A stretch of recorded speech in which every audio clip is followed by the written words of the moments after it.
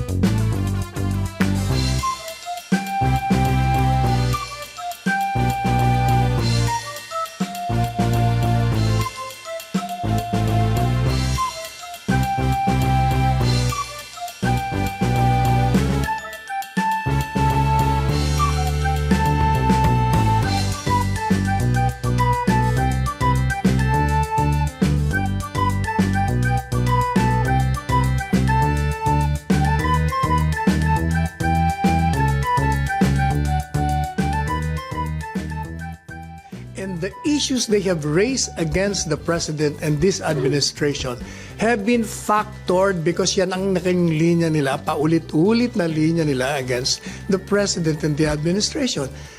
Tinanggihan na nga sila, ay ayaw pa rin silang maniwala na hindi sila pinaniniwalaan ng taong bayan.